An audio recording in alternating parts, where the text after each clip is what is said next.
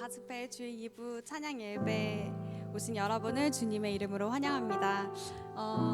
서로 인사할까요? 잘 오셨습니다. 잘 오셨습니다.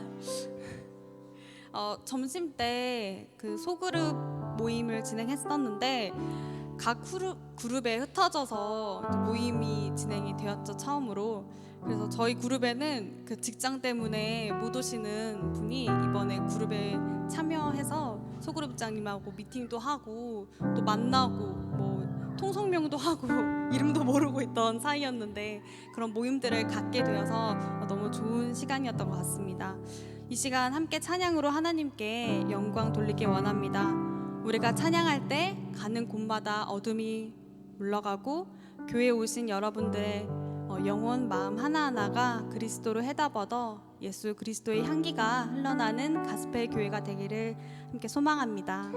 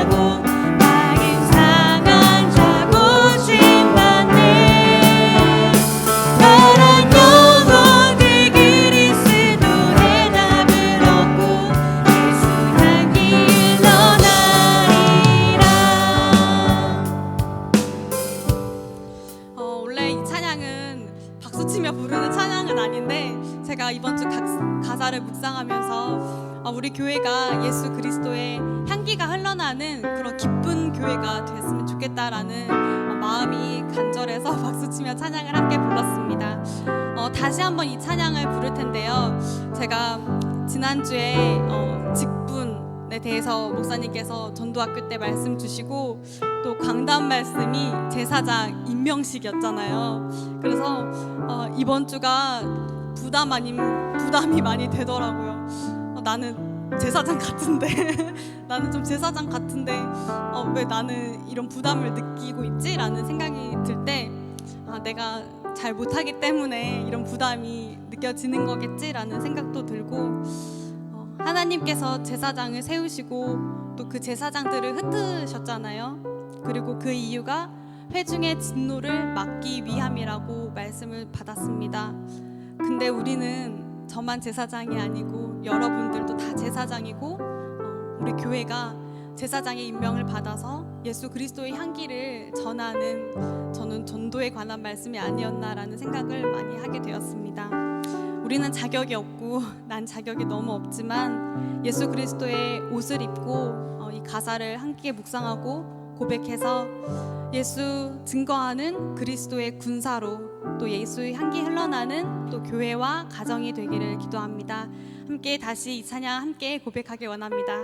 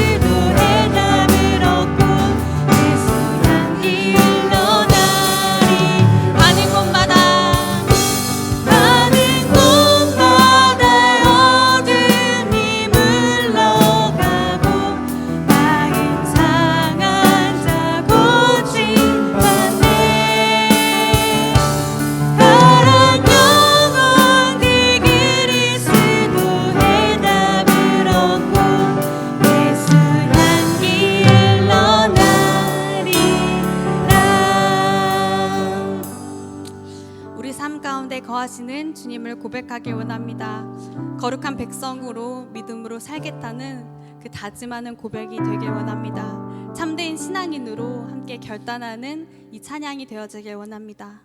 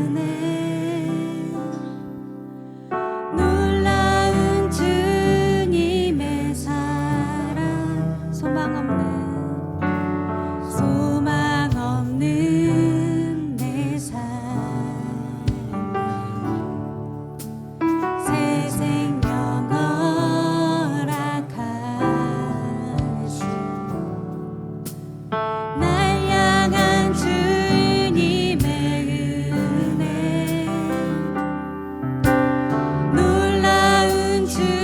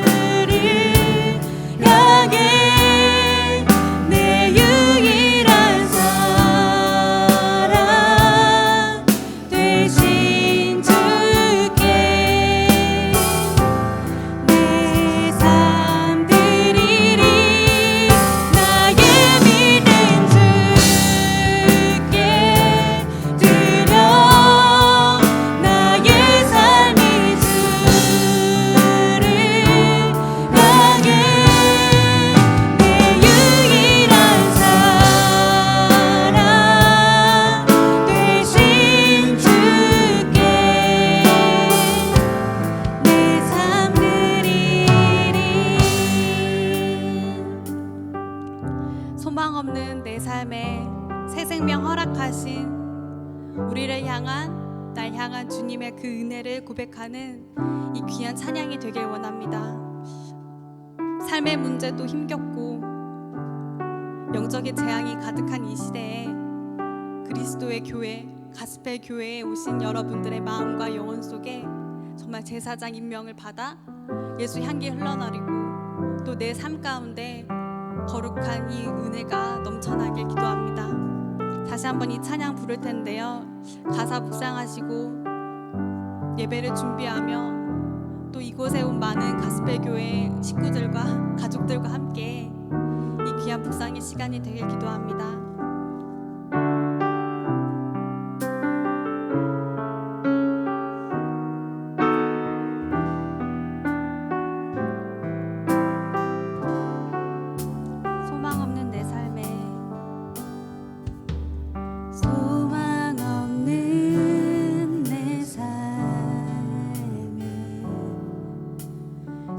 생명 허락하신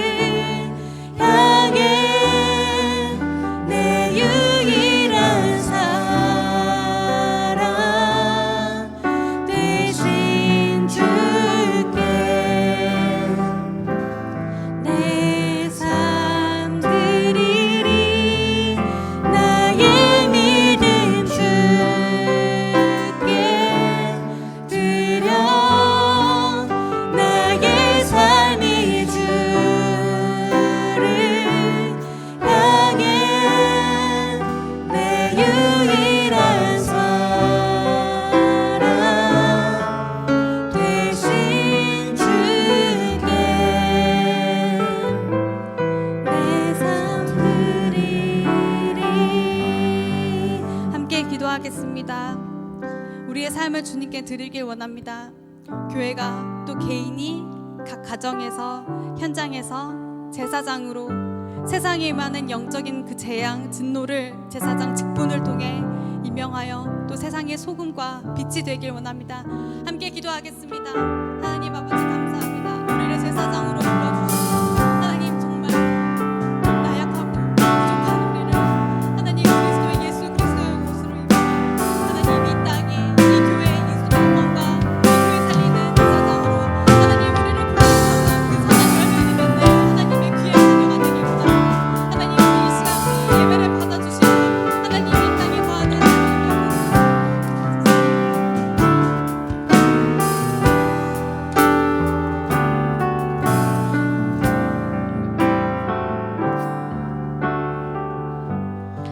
이 시간 하나님 앞에 우리의 헛된 마음을 버리고 성령이여 내 영혼 충만하게 하소서 이 고백을 함께 드리며 나아가길 원합니다.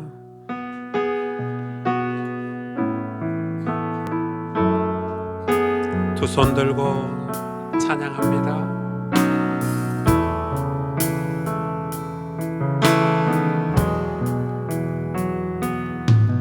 두 손 들고 찬양합니다. 다시 오실 왕 여호와께 오직 주만이 나를 다스리네. 두 손 들고 찬양합니다. 두 손 들고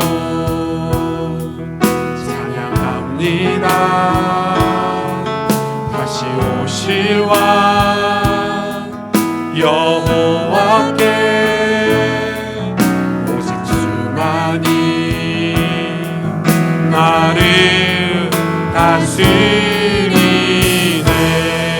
나 주님만을 섬기리. 주님만을 섬기리. 헛된 마음 버리고 성령이여 내 영혼 충만하게 하소서. 주님 앞에 내 생명 드리.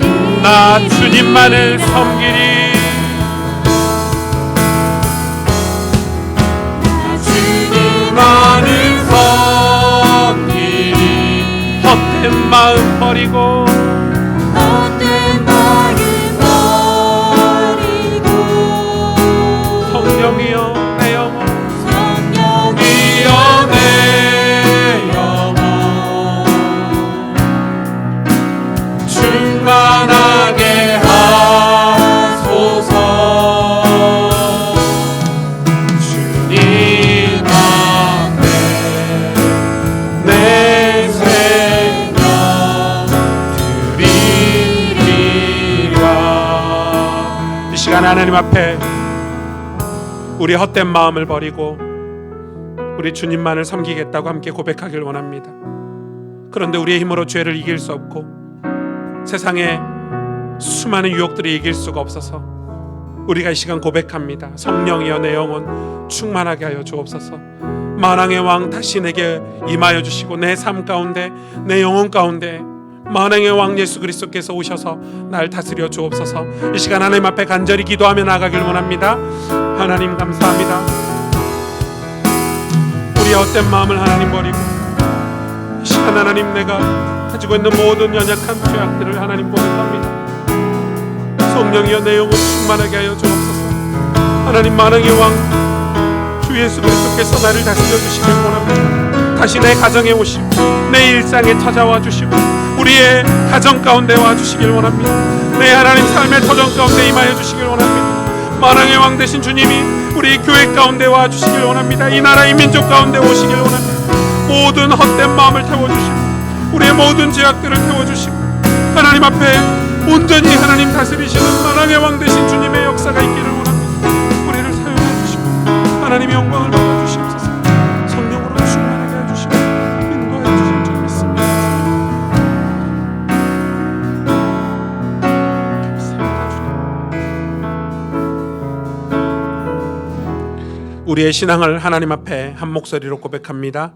전능하사 천지를 만드신 하나님 아버지를 내가 믿사오며 그 외아들 우리 주 예수 그리스도를 믿사오니 이는 성령으로 잉태하사 동정녀 마리아에게 나시고 본디오 빌라도에게 고난을 받으사 십자가에 못 박혀 죽으시고 장사한 지 사흘 만에 죽은 자 가운데서 다시 살아나시며 하늘에 오르사 전능하신 하나님 우편에 앉아 계시다가 저리로서 산 자와 죽은 자를 심판으로 오시리라.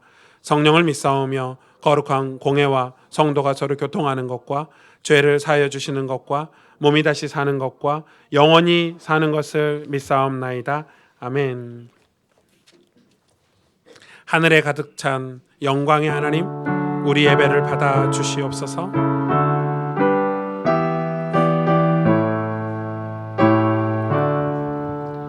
하늘에 가득 찬 영광의 하나님, 추운 땅에 충만한 존귀하신 하나님, 생명과 빛으로 지혜와 권능으로 언제나 우리를 지키시는 하나님, 성부와 성자와 성령 삼위의 하나님, 우리 예배를 받아주시옵소서.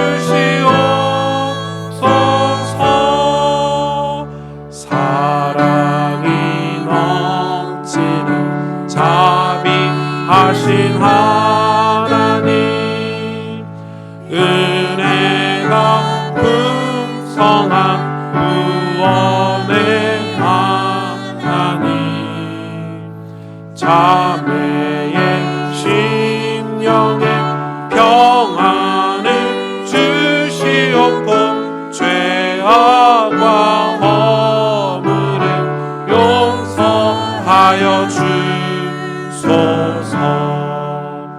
찬송과 영광과 생명 구원의 하나님, 우리 예배를 받아주시옵소서. 연약한 심령을 굳게 세워주시고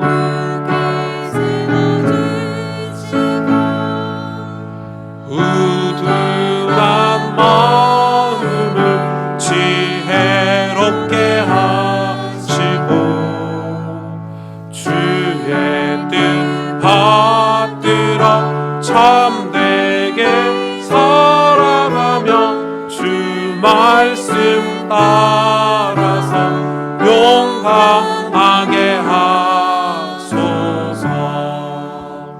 권능과 지혜와 사랑, 은혜의 하나님, 우리 예배를 받아주시옵소서.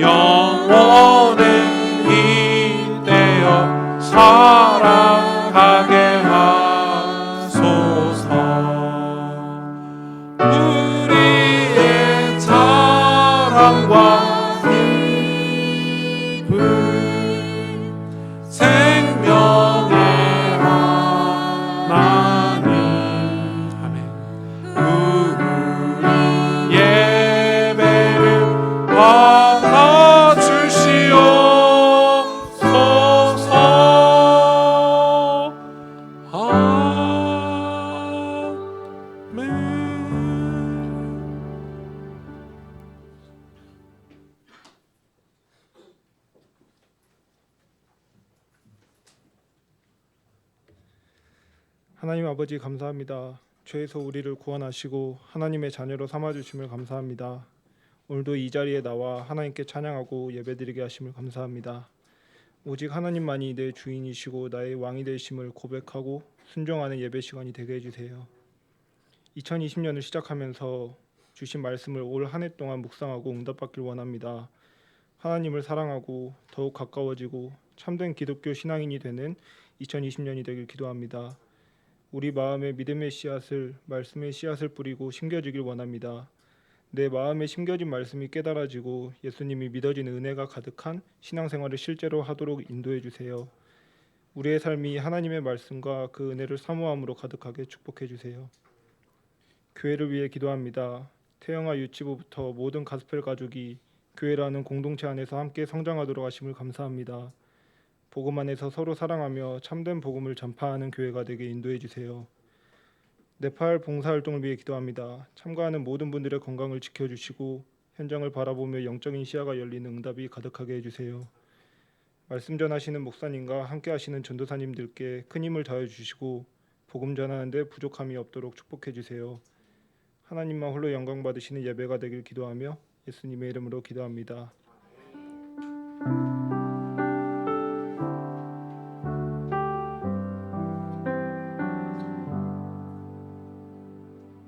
하나님께서 이 5대 제사, 이 속건제를 마지막에 아주 강력하게 우리에게 이제 명령하신 이 제사인데, 여러분 이 이스라엘 백성에게 레위기 이 답답한 제사 제도, 그리고 제사장을 임명, 너희들을 지도하고 너희들을 가르칠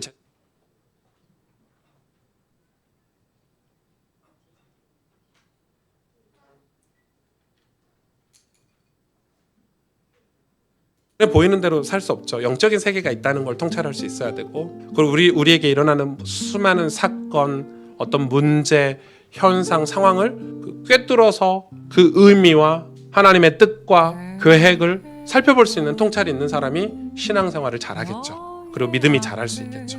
지금 이스라엘 백성이 광야에 나왔는데 왜 나왔는지를 몰라요. 왜? 통찰이 없어.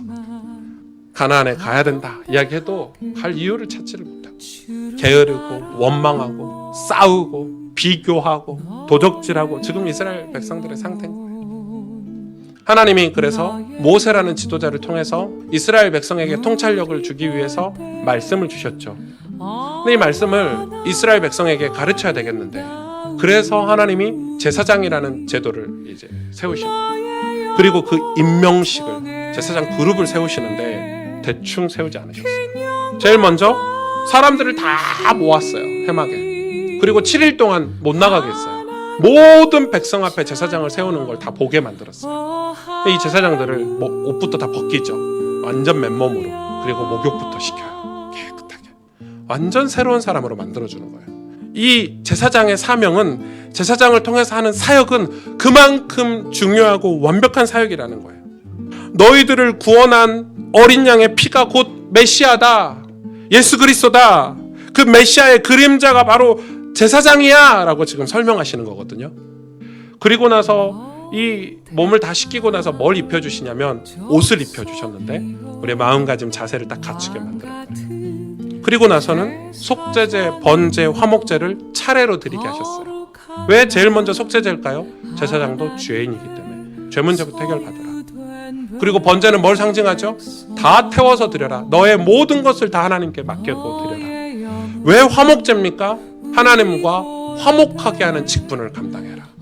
그리고 왜 이렇게 옷을 입히고 이렇게 하나님이 제사장들에게 이런 아주 디테일한 명령을 하셨냐면, 네 생각대로 하는 게 아니야. 제사장 이 말이에요. 이유가 뭐예요? 아까 얘기 드렸잖아요. 이스라엘 자손의 회중에 진노가 임하지 않게 해라.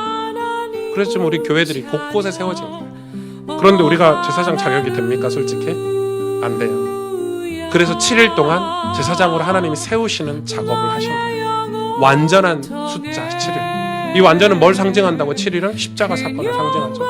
이 십자가 사건을 통과한 저와 여러분을 제사장으로, 하나님 나라로 세우신다. 다시 말해서 십자가 앞에 예수님, 신랑 되신 예수님 앞으로 나아갈 때만이 우리는 옳은 행실의 삶을 살 수 있는 거예요. 그래서 우리는 예수 그리스도로 옷을 입어야 돼요. 완전 새로운 삶을 얘기하는 거예요. 난 왕 같은 제사장이야. 나는 세상과 타협하지 않고 나는 하나님 사명을 감당하는 거룩한 나라야. 임명식. 네, 옆 사람에게 축복 한번 하시죠. 오늘 축복된 예배가 되길 원합니다. 축복 한번 해주세요. 네. 요 시간이 많이 피곤하시는 시간이긴 하지만 하나님 여러분에게 놀라운 은혜 또 새임 하늘로부터 오는 그런 영적인 힘을 공급해 주시리라고 생각을 합니다. 오늘은 레위기 9장 이제 제사장의 임명식이 끝나고 나서 어떤 사역을 하는지 저희가 같이 살펴보려고 합니다. 9장을 제가 대신 봉독해 드립니다. 8째 날에 모세가 아론과 그의 아들들과 이스라엘 장로들을 불러다가 아론에게 이르되 속죄제를 위하여 흠없는 송아지를 가져오고 번제를 위하여 흠없는 순양을 여호와 앞에 가져다 드리고 이스라엘 자손에게 말하여 이르기를 너희는 속죄제를 위하여 순염소를 가져오고 또 번제를 위하여 일련되고 흠없는 송아지와 어린 양을 가져오고 또 화목제를 위하여 여호와 앞에 드릴 수소와 순양을 가져오고 또 기름 섞은 소제물을 가져오라 하라. 오늘 여호와께서 너희에게 나타나실 것임이니라 하매 그들이 모세가 명령한 모든 것을 회막 앞으로 가져오고 온 회중이 나와 여호와 앞에 선지라. 모세가 이르되 이는 여호와께서 너희에게 하라고 명령하신 것이니 여호와의 영광이 너희에게 나타나리라. 모세가 또 아론에게 이르되 너는 제단에 나아가 내 속죄제와 내 번제를 드려서 너를 위하여 백성을 위하여 속죄하고 또 백성의 예물을 드려서 그들을 위하여 속죄하되 여호와의 명령대로 하라. 이에 아론이 제단에 나아가 자기를 위한 속죄제 송아지를 잡으매 아론의 아들들이 그 피를 아론에게 가져오니 아론이 손가락으로 그 피를 찍어 제단 뿔들에 바르고 그 피는 제단 밑에 쏟고 그 속죄 제물의 기름과 콩팥과 간 거풀을 제단 위에서 불사르니 여호와께서 모세에게 명령하심과 같았고 그 고기와 가죽은 진영 밖에서 불사르느니라. 아론이 또 번제물을 잡으매 아론의 아들들이 그 피를 그에게로 가져오니 그가 그 피를 제단 사방에 뿌리고 그들이 또 번제의 제물 곧 그의 각과 머리를 그에게로 가져오매 그가 제단 위에서 불사르고 또 내장과 정강이는 씻어서 단 위에 있는 번제물 위에서 불사르니라. 그가 또 백성의 예물을 드리되 곧 백성을 위한 속죄제의 염소를 가져다가 잡아 전과 같이 죄를 위하여 드리고 또 번제물을 드리되 규례대로 드리고 또 소제를 드리되 그 중에서 그의 손에 한 움큼을 채워서 아침 번제물에 더하여 제단 위에서 불사르고 또 백성을 위하는 화목제물의 수수와 순양을 잡음에 아론의 아들들이 그 피를 그에게로 가져오니 그가 제단 사방에 뿌리고 그들이 또 수수와 순양의 기름과 기름진 꼬리와 내장에 덮인 것과 콩팥과 간 거풀을 아론에게로 가져다가 그 기름을 가슴들 위에 놓음에 아론이 그 기름을 제단 위에서 불사르고 가슴들과 오른쪽 뒷다리를 그가 여호와 앞에 유호제로 흔드니 모세가 명령한 것과 같았더라. 아론이 백성을 향하여 손을 들어 축복함으로 속죄제와 번제와 화목제를 마치고 내려오니라. 모세와 아론이 회막에 들어갔다가 나와서 백성에게 축복하매 여호와의 영광이 온 백성에게 나타나며 불이 여호와 앞에서 나와 제단 위에 번제물과 기름을 사른지라. 온 백성이 이를 보고 소리를 지르며 엎드렸더라. 아멘. 8째 날에 이 제목으로 오늘 여러분과 말씀을 좀 나누려고 합니다. 레위기 저는 이제 전체를 가지고 한 장 한 장을 보기 때문에 레위기 처음과 끝, 이 서론과 결론, 이 레위기를 통해서 주시고 하시는 큰 메시지를 가지고 제가 한 장 한 장을 설교하고 있습니다. 그런 의미로 봤을 때 오늘 이 9장 말씀은 굉장히 중요한 본문인 것 같고요. 개인적으로 굉장히 이번 한 주간 은혜를 받았다기보다는 어떤 이 중요성을 가지고 이렇게 설교 준비를 했습니다. 사실 우리는 우리뿐만 아니라 지금 한국 교회나 또 미국 교회 이런 지금 교회의 어떤 흐름 중에 하나일 수 있겠는데 이 교회들이 이렇게 받는 것에 익숙한 미국 교회를 가면 이제 교회를 다 극장식으로 짓죠. 편한 의자 그리고 화려한 어떤 미디어 시설들, 굉장히 좋은 그런 프로젝트들, 영상미 이런 것들을 가지고 예배를 드리는데 제가 젊었을 때 미국 교회를 이렇게 탐방을 좀 많이 했습니다. 유명한 교회들을 많이 가봤는데 갔을 때는 굉장히 그거에 혹해가지고 와 이런 목회하면 좋겠다, 이런 교회 하면 좋겠다. 그런데 제가 지금 구약을 이 성경을 공부하고 있고 레위기를 보면서 회개하는 마음이 많이 들고 있습니다.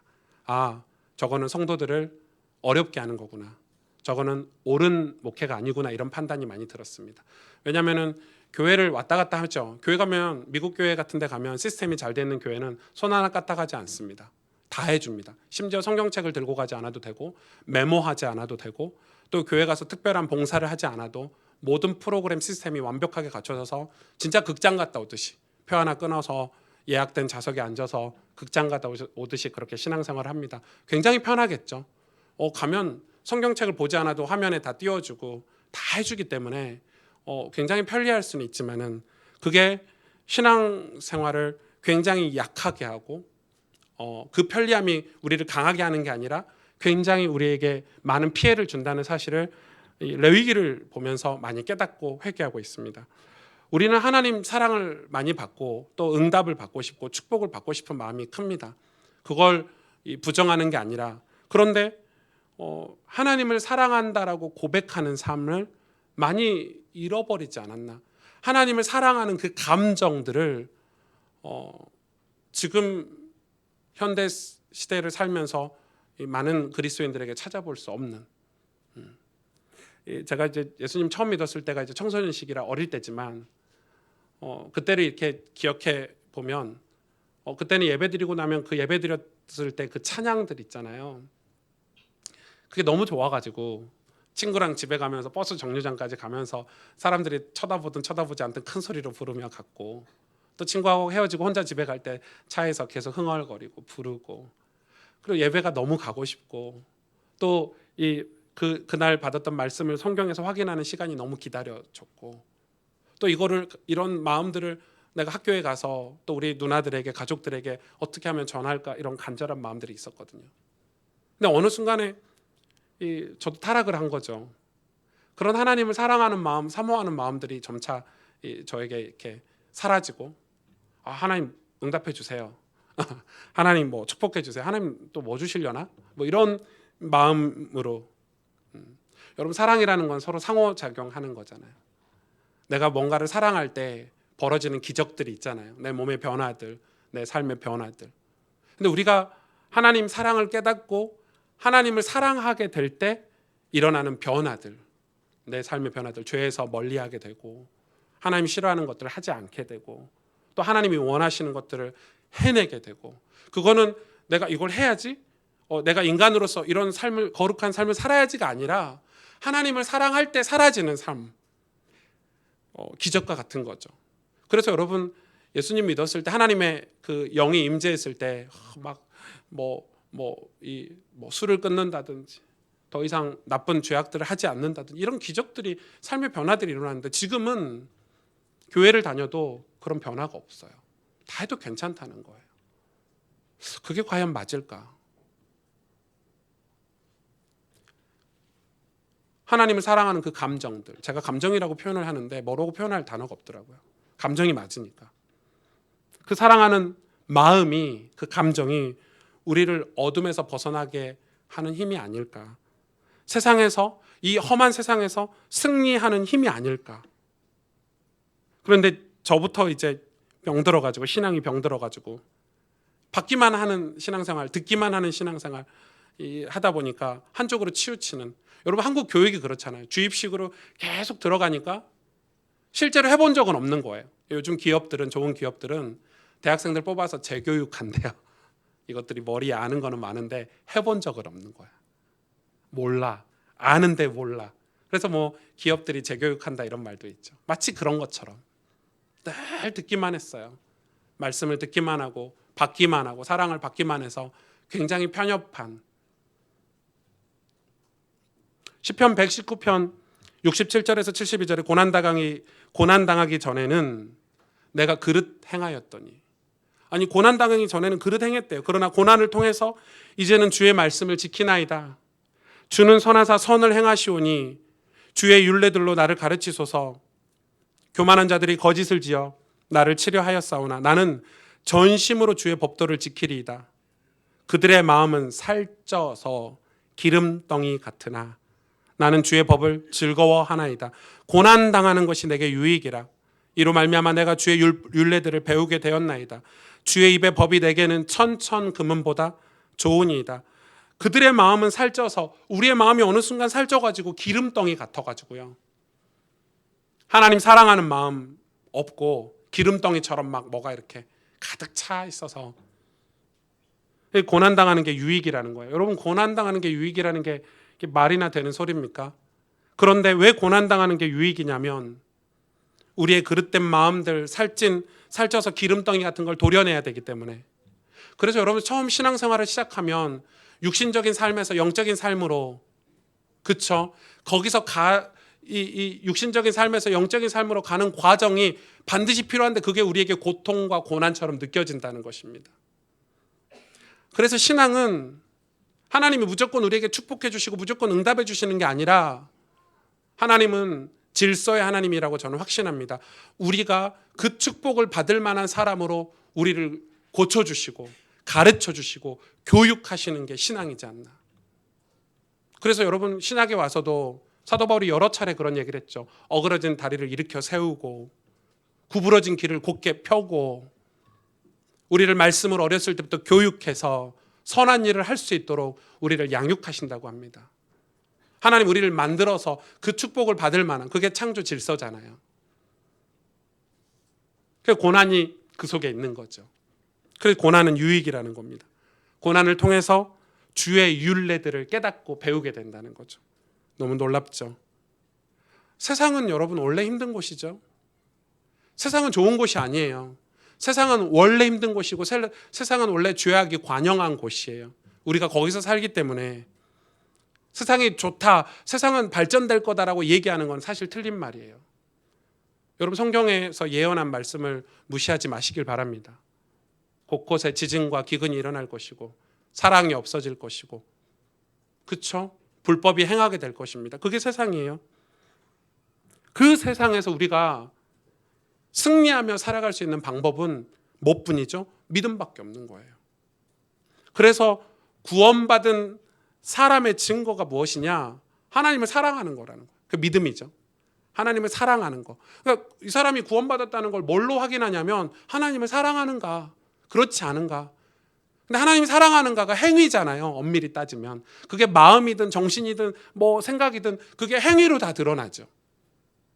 그래서 구원받은 사람의 증거는 하나님을 사랑하는 마음이 생기는 거죠. 아, 저 사람 구원받았구나. 하나님 사랑하는 거예요. 그 하나님 사랑하는 마음이 우리를 빛으로 이끌어가고 우리를 어둠에서 건져내주고 우리를 죄악에서 끄집어내주는 작용을 우리 마음에 하는 거예요. 레위기는 그런 우리에게 그 길을, 어떻게 그 길을 갈 수 있나라고 정확하게 제시하는 성경이죠. 오늘 이런 배경을 가지고 오늘 레위기 9장을 보겠는데, 레위기 9장을 시작을 이렇게 하고 있습니다. 여덟째 날에 모세가 아론과 그의 아들들과 이스라엘 장로들을 불러다가, 여덟째 날, 아니 여러분 생각해 보세요. 어제까지 7일 동안 제사장 임명식을 했어요. 매일 제사 드렸어요. 아침부터 저녁까지. 얼마나 복잡하고, 이 지난주 설교가 복잡했죠. 임명식이 복잡했어요. 그 복잡한 제사장 임명식을 7일 동안 드렸으면 우리 같으면 여덟째 날에 좀 쉬어라, 이제 고생했구나. 이 목사가 주일날 사교 끝나면 이 관례죠, 관례. 월요일 날은 목사님들은 쉬어야 돼, 이런 관례. 근데 이 쉰다는 단어를 잘못 이해를 해가지고, 제가 볼 때는 목사들의 월요일의 삶은 굉장히 중요하다고 저는 생각해요. 월요일 날 쉬어가지고 아무것도 안 하고 그냥 흥청망청 쉰다는 건 옳지는 않다고 생각해요. 왜냐하면 이 성경에서 이 여덟째 날을 굉장히 조명을 하는데, 이 여덟째 날, 이거는 우리의 일상을 지금 상징하거든요. 여러분의 가정, 여러분의 직장, 어떤 면에서 여러분의 인생, 더 성경적으로 해석을 해보자면 이 여덟째 날은 세상을 상징해요. 왜? 우리가 살아갈 세상이니까. 이 여덟째 날, 대사장 임명식을 끝내고 그 다음 날, 즉 제사장 사역의 첫날인 거죠. 8일째. 이 8일째 뭘 시키죠? 모세가 아론과 제사장들을 불러, 임명식이 끝난 그 아론과 제사장의 아들들을 불러서 또 속죄제, 번제, 화목제를 드리게 합니다. 그걸 명령하죠. 여러분, 우리는 이것을 굉장히 중요하게 생각해야 합니다. 주일날 예배 드렸으니까 평일은 대충 살아도 된다고 하는 의식들이 우리 교회 안에 많죠. 주일날 예배 드렸는데, 주일날 말씀 들었는데, 월요일날 또 말씀 드려야 돼? 또 예배 드려야 돼?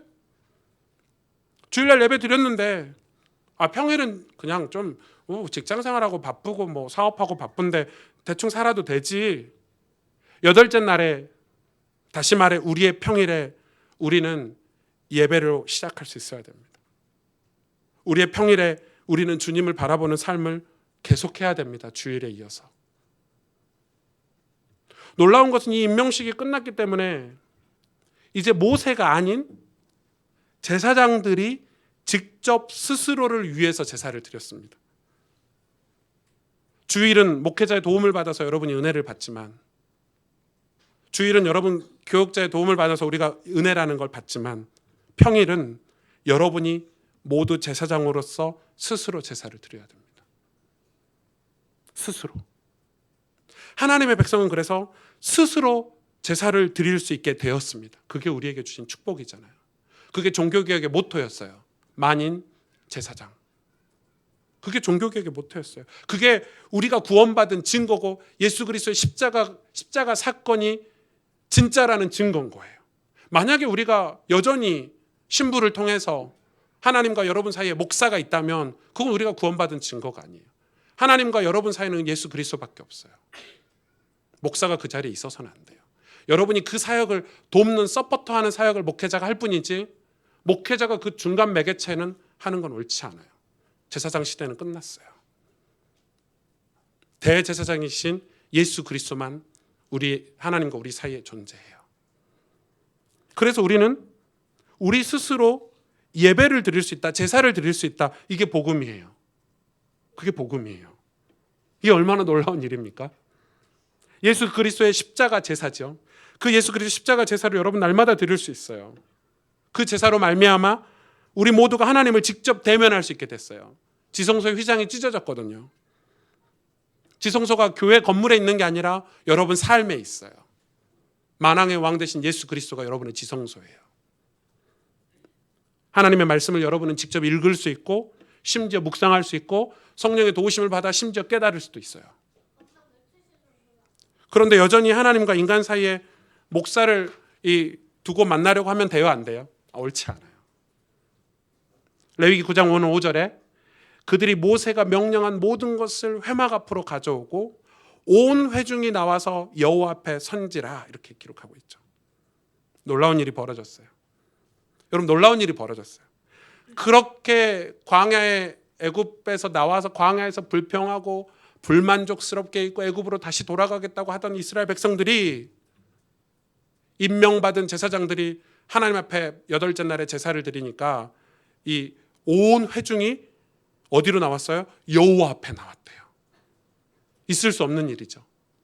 그렇게 막 뭐라고 하고 야 좀 잘 좀 하자, 그게 아니다, 막 모든 걸 다 동원해서 했을 때는 꿈쩍도 안 하던 하나님의 사람들이, 그 이스라엘 백성들이, 제사장들이 하나님 앞에 딱 예배드리니까 하나님 앞으로 다 나왔어요. 중요한 것 같아요. 이게 왜 중요하죠? 제사장이 하나님 앞에 서면 백성들도 하나님 앞에 서게 된다는 거예요. 목회자가 하나님 앞에 서면 성도들은 하나님 앞에 서게 돼 있어요. 그래서 목회자의 8일도 중요해요. 목회자의 일상도 중요해요. 목회자는 주일만 사역을 잘하면 되냐? 절대 그렇지 않다고 저는 생각해요.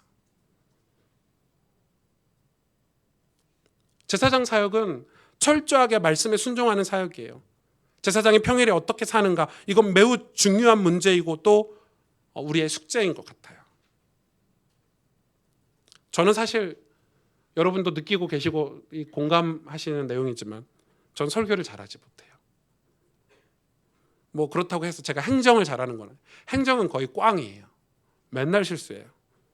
제가 진짜 행정은 잘 못하는 것 같아요. 그리고 저는 일반적으로 봤을 때 실력 있는 목회자의 그 기준에 미달되는 사람이에요. 그 증거가 뭐냐? 남들보다 설교 준비를 한 10배는 더 하는 것 같아요. 일주일 내내 공부해요, 진짜.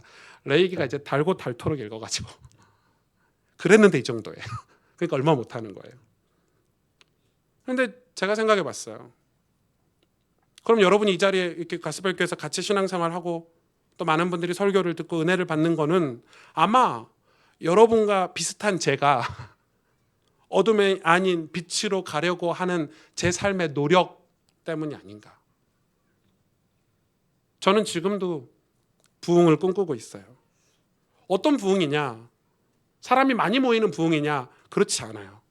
하나님의 말씀이 제가 준비한 설교가 아니라 하나님 음성이 돼서 우리를 회개시키고 우리를 변화시키고 우리 교회 오는 성도님들, 우리 청년들이 마음의 영혼의 그 말씀이 하나님의 음성이 돼서 우리를 죄 가운데서 벗어나게 하고 그 하나님의 영광을 보고 기뻐 뛰며 노래하는 삶으로 그런 부흥이 일어나기를 꿈꾸는데 제가 그러기 위해서는 그런 부흥을 맛보고 살아야 되겠죠. 설교 따로, 삶 따로가 절대 돼서는 안 되겠죠. 저의 일상이 그만큼 중요하겠죠. 제게 하나님의 영이, 하나님의 임재가 임하지 않으면 제가 이 설교가 무슨 의미가 있겠습니까? 레위기 9장 15절에 그가 또 백성의 예물을 드리되 곧 백성을 위한 속죄제 염소를 가져다가 잡아 전과 같이 죄를 위하여 드리고, 보십시오. 드디어 백성들도 속죄제를 드리기 시작합니다. 놀라운 일이 벌어졌어요. 소를 잡고 순양을 잡고 염소를 잡아서 자기들도 속죄제를 드리기 시작했어요. 제사장이 준비가 되니까 백성들도 제사장을 따라 하나님 앞에 회개하는 장면. 여러분, 지금 이스라엘 백성이 한두 명이 아니에요.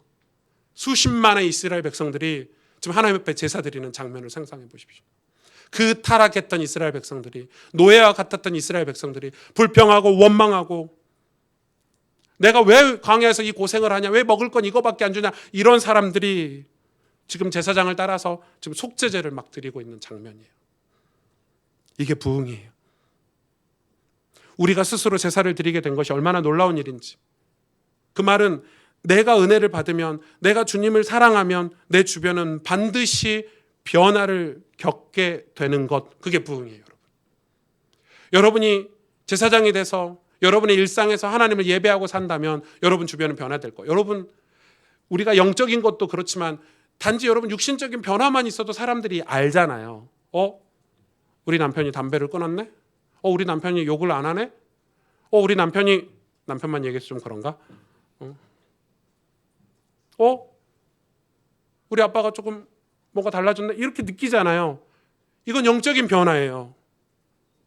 영적인 변화, 회개가 일어나고 내 삶에 무슨 변화가 일어나고 내 주변은 반드시 변화를 겪게 되어 있는 거예요.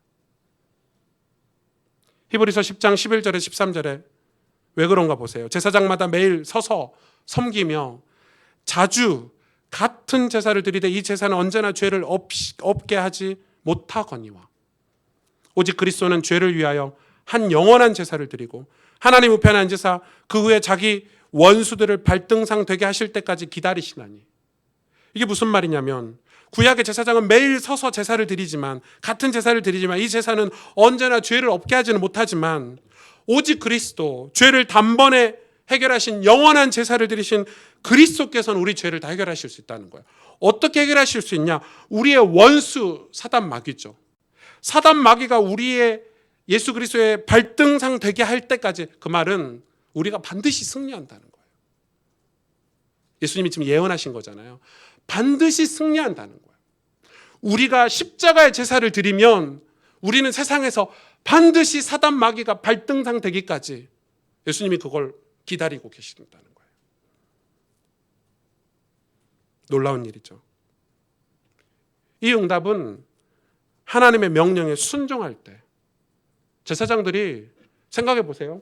아론과 아들들이 어제까지 7일 동안 제사장 임명식을 통해서 제사를 수도 없이 많은 제사를 드려서 피곤해서 여덟째 날에 모세가, 야 아론과 제사장들아, 또 제사를 하나님 앞에 드려라. 만약에 아론이 그 명령에 순종하지 않고 마음에, 아니 어제까지 7일 동안 제사를 드렸으면 바로 백성들 제사를 이행하면 되지, 나를 위해서 제사를 또 드리라고 하냐, 이런 마음이 있었다면 이 부흥은 임하지 않았을 거예요. 이 역사는 일어나지 않았을 거예요. 순종한다는 의미는 하나님과 하나님의 모든 것을 믿는다는 의미죠. 그런데 왜 고리타분하게 말씀에 순종하라고 하느냐? 성경은 왜 하필이면 말씀에 순종하라고 하느냐? 모세의 말이 아니었죠. 하나님이 모세를 통해서 직접 말씀하신 건데 그 말에 순종하라고 하느냐? 다른 것으로 변화할 수 없기 때문입니다. 다른 것으로 죄 문제를 해결할 수 없기 때문입니다. 다른 것으로 우리의 영혼을 바꿀 수 없기 때문에 그렇습니다. 여러분, 앞으로 시대는 정말 발전할 것입니다. 이미 AI 시대가 왔죠. AI에 관한 책들이 막 이제 나오기 시작하는, 사실 늦게 나온 거예요. 이미 AI 시대는 왔어요. 저는 그 바둑을 좋아하진 않지만 천재 바둑가가 이 AI에게 패하는 걸 봤어요. 이길 수가 없죠. 왜? 사람은 잠을 자야 되잖아요. 사람의 뇌는 쉬어줘야 되죠. 근데 AI는 쉬지 않아요. 24시간이에요. 어떻게 이겨요? 기계가, 컴퓨터가 인간하고 싸웠을 때 얘네들이 24시간인데 마치 마귀처럼 쉬지도 않고 우리를 공격하는데, 사람은 빈 시간이 있잖아요. 체력이 떨어지고 밥도 먹어야 되고. 그러니까 이길 수가 없어요. AI를 이길 수가 없어요. 아마 이 기계가 모든 걸 대신하는 시대가 올 거예요. 병원도 AI가, 여러분 뭐 고속도로에 이제 사람들이 이렇게 근무할 수 없는 환경이 올 거예요. 다 기계가 대신할 거예요. 여러분, 심지어는 뭐 이런 AI들이 뭐 우리 곳곳의 생활에 다 자리 잡고, 일본만 가도요, 식당에서 카운터에 사람이 없어. 다 기계로 하거든요. 물론 AI는 아니지만. 그런 시대가 금방 올 거예요. 이미 와 있는지도 몰라요. 그럼 사람들, 여러분, 우리 청년들은 미래 직업을 구할 때 그런 것도 참고하셔야 돼요. 그런 시대가 올 거예요. 그러면 AI 시대가 왔고 세상이 엄청 발전했고 편리해졌잖아요. 그럼 여러분, 영적인 문제가 사라집니까? 그럼 정신 문제가 사라지나고요. 아니, 그렇게 AI 시대가 그 뛰어난 기계들이, 컴퓨터들이 일을 하면 그럼 자살률이 떨어지나요? 전쟁이 안 일어날까요? 기근이 없을까요? 우리 정신 차려야 되죠. 마귀 사탄의 존재가 있다는 사실, 그것으로 인해서 그 죄로 인한 영적인 문제가 찾아오는 것, 그건 AI가 못 막아주는 거예요. 대신할 수 없는 사역이에요. 그거는. 로마서 16장 19절에서 20절에 너희의 순종함이 모든 사람에게 들리는지라. 그러므로 내가 너희로 말미암아 기뻐하노니 너희가 선한 데 지혜롭고 악한 데 미련하기를 원하노라. 선한 데가 뭐예요? 하나님 말씀이죠. 선한 데는 하나님 말씀이에요. 악한 건 세상이죠. 그렇게 순종하래요. 평강의 하나님께서 속히 사단을 너희 발 아래 상하게 하시리라. 아멘.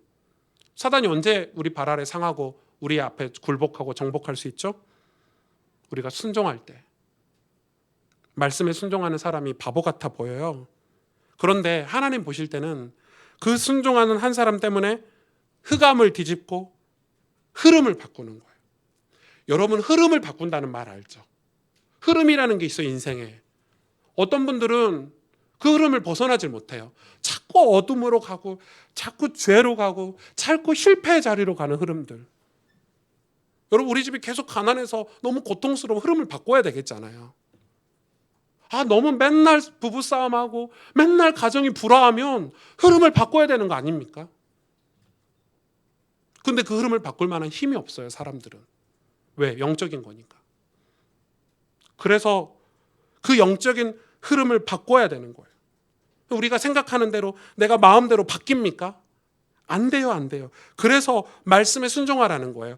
말씀에 순종하지 않으면 흑암은 꼼짝도 하지 않아요. 십자가 제사를 드리지 않으면 어둠은 꼼짝도 하지 않아요. 여러분, 이 일에 지혜가 있기를 축복합니다.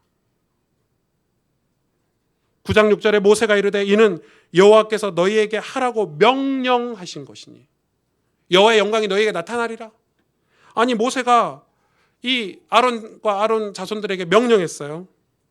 왜? 여호와의 영광이 너희에게 나타나기 위해서. 명령. 기분 나쁘죠? 왜 명령하고 난리야? 왜 이렇게 이 모세오경, 특히 레위기는 명령이 이렇게 많아? 너무 기분 나빠. 좀 우리를 설득 좀 해주시고 이해도 시켜주시면 되지. 다 명령이네, 명령. 어떤 분들은 이 설교가 설득이라고 생각하시나 봐요. 목사님 설교를 논리적으로 하셔. 설교는 선포예요. 제가 여러분하고 사적으로 만나서 이렇게 설득도 하고 이러는 거지, 설교는 여러분 선포예요. 말씀을 선포하는 시간이에요. 왜냐? 하나님이 창조주 하나님이 우리 죄인을 설득할 시간이 없어요. 수준이 안 맞아요. 여러분에게 종이 있다고 생각해 보세요. 주인이 종 노릇한 종에게 야, 너 이제 내 종 하지 마. 너 자유야. 이 종이 이해가 안 돼. 태어나면서부터 종으로 살았어. 주인을 섬기며 살았어. 너 자유라는데 자유가 뭔지를 몰라. 너 자유라니까. 법적으로 너 자유야. 너 내 종 아니야. 막 이렇게 자유를 좀 누리는 것 같은데 갑자기 예전에 주인이 야, 뭐 좀 가지고 와. 예. 이렇게 가는 거예요. 예전의 습관, 예전의 생각, 모든 것이 다 종인 거예요. 쉽게 이해를 못해요, 자유를. 그럴 때는 어떻게 해야 되죠? 명령해야 돼요. 야, 나와. 거기서 안 나오면 죽어. 너 나와. 제가 요리하고 있으면 한빈이가 옆에 와서 이렇게 괴롭힐 때는 지도 요리한다고. 여러분 뜨겁잖아요. 이거 후라이팬 같은 데 손이 닿으면 되잖아요. 그땐 제가 화를 내거든요. 저리 가. 여기 있으면 안 돼. 명령이에요. 하나님 명령하시는 거예요. 히브리어 이 레이기를 보면 히브리 언어는 죽은 언어이기 때문에 사용하지 않은 언어이기 때문에 이 뭐 동사, 주어 이런 게 굉장히 중요한데 다 명령어예요. 하나님 명령하셨어요. 뭐라고요? 제사 드리라고. 무슨 제사입니까? 십자가 제사 드리라고. 우리가 제사 드릴 때 뭐가 임하죠? 여호와의 영광이 임하는 거예요. 그 영광 때문에 제사를 드리라는 거예요. 여호와의 영광이 온 백성에게 나타났다고 그랬어요. 오늘 레위기 결론이죠. 23절에서 24절에 모세와 아론이 회막에 들어갔다가 나와서 백성에게 축복하며 여호와의 영광이 온 백성에게 나타나며 와, 놀라운 일이 벌어졌어요. 근데 어떻게 나타났냐? 그 영광이 불이 여호와 앞에서 나와 제단 위에 번제물과 기름을 사른지라. 그전에는 우리가 제사 지를 때 우리가 불로 태웠죠. 근데 이번에는 하늘에서 불이 내려와 가지고 번제물과 기름을 살랐대요. 그게 구약에 계속 나오죠. 하나님이 이 제사를 받으셨다는 증거가 불로 태우는 거였어요. 그 불이 임하지 않으면 하나님이 이 제사를 기뻐하지 않았다. 그게 구약의 제사였어요. 그거 보고 이스라엘 백성들이 소리를 지르고 엎드렸대요. 난리가 났죠. 소리를 지르고 엎드렸다는 말은 놀랐다, 우와, 놀랍다 이런 표현이기도 하지만 너무 좋고 행복해서 모두가 소리를 지른 거예요. 여러분, 자기가 이스라엘 애굽에서 출애굽할 때 자기의 의지로 나온 사람이 한 명도 없는데 도대체 하나님이 누구냐, 도대체 여호와가 누구냐, 우리를 인도하시는 분이 누군지도 모르는 이스라엘 백성들이 오늘 하나님의 영광을 처음으로 본 거예요. 우와, 진짜네? 정말이네? 온 이스라엘 백성이 그걸 봐버렸어요. 여러분, 우리가 하나님 천국을 보고 하나님이라는 분이 어떤 분인지 그 믿음이 자라서 하나님에 대해서 알고 믿게 되면요, 다른 게 안 보여요. 이스라엘 백성의 삶은 이때부터 달라지겠죠. 하나님을 믿는다는 말은 그 믿음이 커졌을 때 다른 게 안 보여요, 여러분. 여러분 막 세상 사람들이 저한테 와가지고 막 이거 유혹하고 저거 유혹하고 유혹에 넘어갈 때도 있지만 왜 뭘로 눈 하나 깜짝하지 않냐면 그 어떤 것보다 우리 주님보다 좋은 게 없어요. 끝난 거죠. 그동안 노예로 살았고 또 광야에 왔는데 아직도 이상한 지도자들이 와가지고 막 야, 하나님이 어디 계시냐, 예전에 섬겼던 거 다시 섬기자, 금 내봐라, 금송아지 만들고 불신앙하고 불평하고 다시 애굽으로 돌아가자는 사람들도 있었고 그런 마음들이 많았는데, 그런 흐름 속에 있었는데 처음으로 오늘 하나님의 영광을 본 거예요. 흐름이 바뀌어 버렸어요. 모세 한 사람 때문에, 제사장 때문에. 그래서 하나님이 그토록 이 제사장을 세우시려고 지금 레위기를 이야기하시는 거예요. 제사장 한 사람 때문에 이스라엘 백성의 흐름이 바뀌어 버렸어요. 하나님의 임재를 본 거예요. 지금 광야에서 처음으로 부흥이 일어나고 있는 거예요. 사람들이 속죄제, 다시 말해서 회개를 하고 하나님이 함께 하심의 증거들을 보고 하나님의 영광이 임하는 걸 본 거예요, 이스라엘 백성들이. 시편 128편 1절에서 6절에 이런 말씀이 있어요. 여호와를 경외하며 그의 길을 걷는 자마다 복이 있도다. 내가 내 손이 수고한 대로 먹을 것이라. 내가 복되고 형통하리로다. 내 집 안방에 있는 내 아내는 결실한 포도나무 같으며 내 식탁에 둘러앉은 자식들은 어린 감람나무 같으리로다. 여호와를 경외하는 자는 이같이 복을 얻으리로다. 여호와께서 시온에서 내게 복을 주실지어다. 너는 평생에 예루살렘의 번영을 보며 내 자식의 자식을 볼지어다. 이스라엘에게 평강이 있을지로다. 오늘 이 말씀 보면요, 시편 128편 말씀 보면 여호와를 경외하고 그의 길을 가는 자가 복이 있대요. 그러니까 그의 길을 안 가면 복을 못 받는 거예요. 내가 내 손이 수고한 대로 먹을 것이라. 그게 형통이라고 얘기하고 있어요. 아니, 내가 수고한 대로 먹는 게 무슨 형통이고 복이에요. 여러분, 전 세계를 가서 보시면 수고한 대로 먹고 사는 사람 별로 없어요. 아무리 수고해도 못 먹고 아무리 노력해도 안 되는 게 죄예요. 죄인의 삶이에요. 한 성경은 수고한 대로 먹는 게 축복이라고 얘기하고 있어요. 완전 행위죠, 행위. 행위예요. 그 길을 가야 복이 있어요. 그 길을 안 가는 데는 복이 있을 수가 없어요. 하나님의 은혜는 뭐냐면 우리가 그 길을 가게 만드시는 거고 수고하게 하시는 거예요. 그러면서 3절에 되게 독특하죠. 네 안방에 있는 네 아내가 결실한 포도나무고 네 식탁에 둘러앉은 자식들은 어린 감람나무 같도다, 이런 얘기를 하죠. 하나님이 보실 때 가정이 제일 중요한 거예요. 요즘 시대 가정이 많이 문제가 있죠. 깨지고 가정이 되게 문제죠. 왜냐하면 남편이 수고를 하지 않아요. 내 가정을 위해서 수고를 하지 않으면 가정의 열매를 맺을 수가 없어요. 아내가 엄마가 엄마의 수고를 하지 않으면 가정은 열매를 맺을 수가 없어요. 이게 단지 지금 우리 가정 얘기를 하는 것 같으신가요? 목사가 목사의 수고를 하지 않으면 교회는 문제가 와요. 맞죠? 우리 가정에 내가 수고를 하지 않으면 열매를 얻을 수 없어요. 그러면서 뒤에 그거에 대해서 의미를 설명하고 있는 거예요. 여호와를 경외하는 자는 이같이 복을 얻으리로다 하면서 여호와께서 시온에서 내게 복을 주실지어다. 시온은 뭐예요? 이스라엘 백성의 중요한 지형적인 하나님의 말씀을 주셨던, 말씀이 주셨던 시온인데, 그게 상징적으로 우리에게 시온은 뭐예요? 하나님의 임재가 있는 시온. 시온이 교회 건물이 아니라 여러분의 삶에도 있는 거예요. 여러분이 하나님 앞에 십자가 제사를 드리는 그곳, 여러분이 예수 그리스도를 바라보는 그곳, 여러분이 죄를 회개하고 하나님을 바라보고 의지하고 그렇게 하루를 시작하는 그 시간, 그게 바로 시온이에요. 그게 왜 중요하냐? 그 시온에서 복을 주시는데 어떤 복이냐? 너는 평생의 예루살렘의 번영을 보며 내 자식의 자식을 볼지어다. 예루살렘은 천국 아닙니까? 예루살렘 천국이죠. 하늘 도성을 예루살렘 번영. 단지 교회 부흥이 아니에요. 구원사역. 하나님의 구속의 역사를 얘기해요. 그 번영을 보게 되는, 우리 눈으로. 여러분, 예수 믿는 사람 중에 가장 큰 복은 구원의 역사가 내 인생 중에 보이는 거예요. 그 속에 내 자식의 자식이 있는 거예요. 근데 수고를 안 해요? 근데 우리가 기도의 수고를 안 해요? 우리가 믿음의 신앙의 수고를 안 해요? 내 자식을 위해서라도, 내 아내를 위해서라도, 내 가정을 위해서라도 우리가 성경을 펼쳐서 안 읽어요?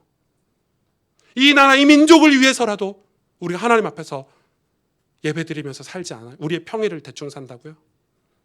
기독교인이 그렇게 산다고요? 예배드렸으면 됐지, 주일날 교회 갔다 왔으면 됐지. 하나님 영광 못 볼 거예요. 하나님 영광 못 볼 거예요.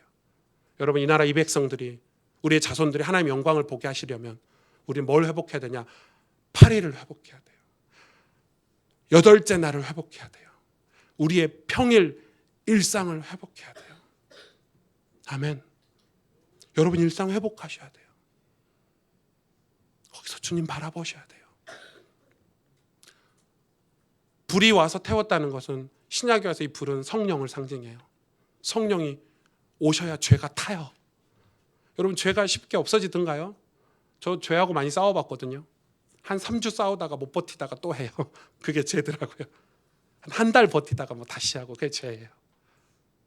언제 태워지고 없어진 줄 아세요? 성령이 임하셨을 때 태워져요. 없어져요. 우리가 근데 성령을 사모하면서 안 살아요? 교회의 힘은, 제사장의 힘은, 기독교인의 힘은 제 8째 날에 여러분의 일상 속에서 주님을 바라보는 거예요.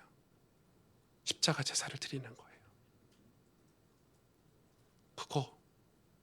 그거 해야 돼요. 이 땅을 회복하려면 우리 그거 해야 돼요.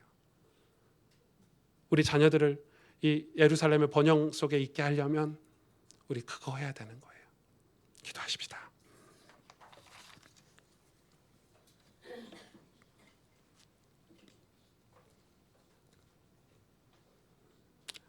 하나님께서 제사장 임명식 끝나고 그냥 다른 거 이렇게 넘어가도 됐을 텐데, 그냥 좀 하루 쉬게 했어도 될 텐데, 굳이 8째 날을 이 레위기 9장에 설명하고 있죠. 하나님 앞에서 또 제사로 시작했던 제사장들, 그들로 말미암아 온 백성이 하나님 앞에 나와 제사드리고 모두가 함께 하나님의 영광을 보며 기뻐하며 경배하는 모습을 보면서 우리는 깨닫습니다. 교회만 다니는 사람이 아니라 평일에서도 내 삶의 터전에 하나님의 영광이 임하는 십자가 제사를 회복해야 됩니다. 단지 하나님께 응답만 받으려고 하는 것이 아니라 하나님을 사랑하는 그 신앙생활이 회복되어서 하나님의 임재가 내 삶의 터전에 실제로 있는 그 부흥을 경험하는 왕 같은 제사장의 삶을 우리는 살아야 합니다. 은혜를 향한 마음이 그 삶을 살게 할 것입니다. 여러분이 그런 마음을 가지고 기도하기 시작한다면 하나님이 여러분을 도우실 것이고, 우리가 그런 마음으로 말씀에 순종해서 그런 삶을 꿈꾼다면 성령께서 우리 가운데 임재하셔서 우리를 도우실 것입니다. 우리는 우리의 일상을 회복해야 됩니다. 8째 날을 회복해야 됩니다. 하나님, 우리에게 믿음을 주옵소서. 오늘 말씀을 붙잡고 우리 하나님 앞에 간절히 기도하십시다. 하나님 감사합니다. 주님, 우리를 붙잡아 주시고 인도하여 주시옵소서. 하나님, 우리를 통해서 영광을 받아 주시길 원합니다.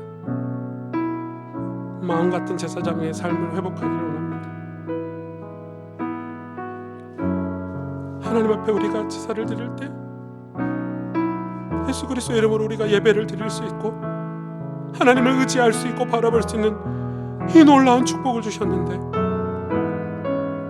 우리는 어느 순간부터 주일 신자가 되어 있고 교회만 다니는 사람이 되어 있고 내 삶의 터전에 하나님의 영광이 임하기를 기도하고 사모하고 흠모하는, 하나님을 사랑하는 마음을 잃어버리고 살고 있은 하나님, 우리의 삶들을 용서해 주시옵소서. 하나님, 내 삶의 터전에 하나님의 임재가 실제로 부흥이 있기를 원합니다. 왕같은 제사장의 삶을 살기를 원합니다. 하나님, 우리를 사용하여 주시옵소서. 역사해 주시옵소서. 8째 날의 신앙을 회복하기를 원합니다. 축복해 주시기를 원합니다. 우리 다 같이 일어나셔서 나 주님만을 섬기리 헛된 마음 버리고 성령이여 내 영혼 충만하게 하소서. 오늘 가사에 보니까 두 손 들고 찬양합니다. 다시 오실 왕. 예수님의 재림을 뜻하기도 하지만 단지 예수님의 재림만 뜻하는 게 아니라 우리 삶에 다시 오실 왕. 여러분 가정에, 여러분 삶에, 여러분 일상에, 여러분 마음에 메마르고 황폐한 우리의 영혼 가운데 다시 오실 만왕의 왕 되신 예수 그리스도, 그분이 다스리기를 이 시간 우리가 간절히 사모하는 마음으로 이 찬양 함께 고백하겠습니다. 두 손 들고 찬양합니다. 두 손 들고 찬양합니다. 다시 오실 왕 여호와께 오직 주만이 나를 다스리. 다시 한번 고백하십시다. 두 손 들고 찬양합니다.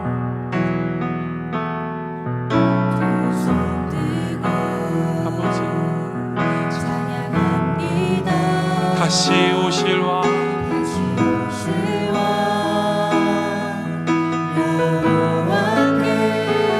오직 주만이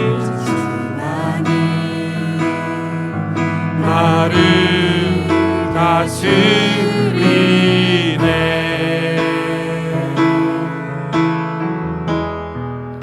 나 주님만을 섬기리.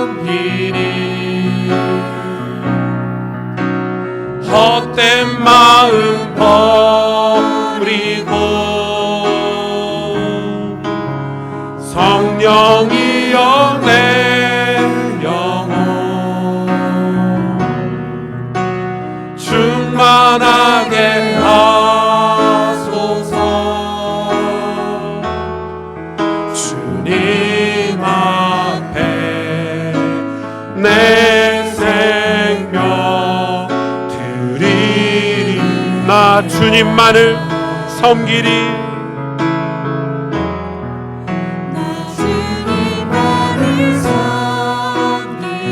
헛된 마음 버리고 헛된 마음 버리고 성령이여 내 영혼 성령이여 내 영혼 충만하게 하소서. 주님 앞에 내 생명 드리리라.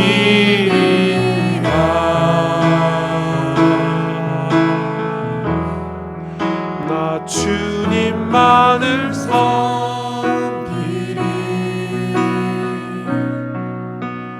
헛된 마음 버리고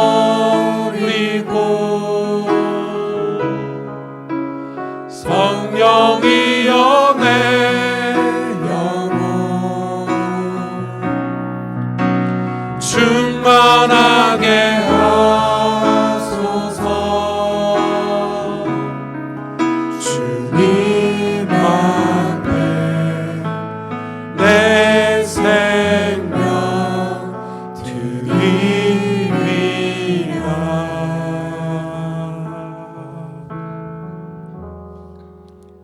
하나님, 우리 아버지, 우리의 평일, 우리의 일상, 우리가 그 어둠과 죄악 속에서 실패하지 않으시도록 여덟째 날의 삶을 우리에게 오늘 말씀을 통해서 깨닫게 하시니 감사를 드립니다. 아버지 하나님, 하나님의 영광이, 하나님의 임재가 내 평일에, 내 일상에, 내 삶의 터전에 임하는 십자가 제사를 회복하기를 원합니다. 하나님께 단지 응답만 받으려고 하는, 교회만 왔다 갔다 하는 신앙생활이 아니라 하나님을 사랑하는 신앙생활이 회복되어 하나님의 임재가 실제로 우리 가정과 내 삶에 임하는 부흥을 경험하기를 원합니다. 왕같은 제사장의 삶을 살 수 있도록. 그러나 우리는 연약하고 부족하기 때문에 오늘도 주님께 간절히 시간 기도합니다. 일상에서, 세상에서 주님만 바라볼 수 있도록, 헛된 마음을 버리고 주님만 섬길 수 있도록 성령 하나님 이 시간 우리의 영혼 가운데 충만하게 하여 주옵소서. 우리를 만왕의 왕 대신 예수 그리스도의 종으로 사용하여 주시고 승리하는 신앙생활 할 수 있도록 축복하여 주옵소서. 이제는 우리 구주 예수 그리스도의 은혜와 하나님 아버지의 놀라우신 사랑과 성령의 충만하심이 여덟째 날 우리의 일상, 우리의 평일, 우리의 삶, 세상에서 살아가고 있는 제사장의 삶,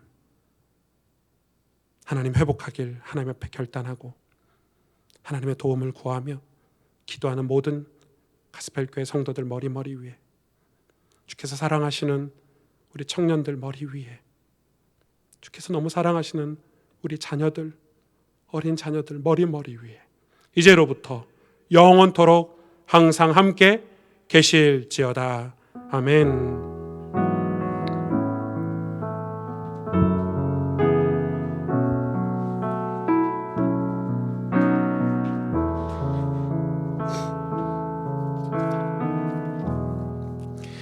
교회 소식을 아주 간단하게 전달해 드리겠습니다. 2020년부터 저희 교회는 성경 읽기를 권면합니다. 모든 성도들에게 1년 혹은 2년 동안의 성경 일독을 권장합니다. 여러분이 1년에 한 권이라든지 혹시 그게 부담이 되면 2년에 한 권, 그럼 뭐 올해는 구약, 내년 신약 이렇게 읽으셔도 좋고, 혹시 그것도 어려우시면 이 교회가 그렇게 할 수 있도록 이 안내를 해드립니다. 원래 주보에 하루에 한 장 읽던 성경을 하루에 3장으로 이렇게 늘렸습니다. 그래서 이 주보 묵상란 밑에 보면 출애굽기를 저희가 1장부터 3장까지 이제 매일 3장씩 읽도록, 주일을 제외하고 평일날 3장씩 읽으면 2년의 일독을 할 수 있습니다. 그래서 이걸 따라서 읽으셔도 되고, 혹은 여러분이 필요한 성경을 일독을 계획을 하셔서 성경을 읽으셔도 좋습니다. 그래서 여러분 이걸 돕는 수많은 자료들이 있고 성경 읽기 돕는 자료들이 있지만, 여러분이 일단은 교회와 함께 성경 읽기에 동참해 주시면 감사드리겠습니다.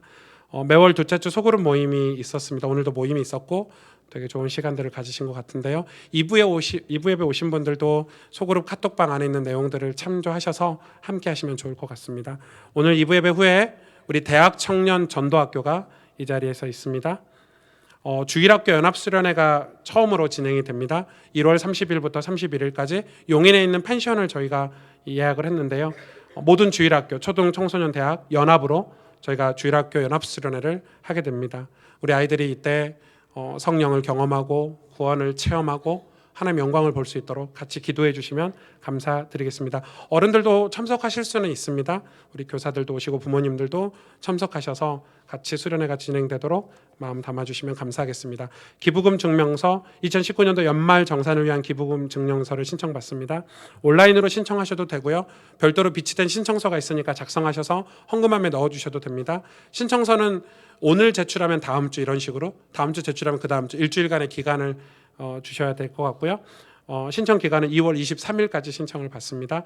문의는 우리 혹시 궁금하신 거나 자세한 별다른 사항이 있으면 정진욱 집사님에게, 재정부에 있는 정 집사님께 전화하시면 자세히 안내해 드릴 예정입니다. 네팔 봉사활동을 위해서 기도해 주시고요. 다음 주는 네팔 봉사활동 특송도 있고요. 월요일날 출발하니까 함께 여러분 마음도 담아주시고, 또 네팔 봉사활동의 그런 설명들도 다음 주 주일 예배 때는 진행이 됩니다. 지난주에 결혼한 우리 장준아 집사님, 정진 집사님 감사하다고 호두 과자를 선물로 준비를 했습니다. 그래서 가실 때 하나씩, 보통은 떡을 주는데 늘 떡만 먹으니까 이분들은 호두 과자를 선물로, 아주 좋은 선물인데 맛있습니다. 그래서 가실 때 이 결혼 감사하다고 축복해 주시고요. 마음 많이 담아 주시면 감사드리겠습니다. 여러분 한 주도 건강한 한 주가 되시고, 이 주일 설교를 꼭 한 주에 다시 들으시는 훈련을 하셔야 돼요.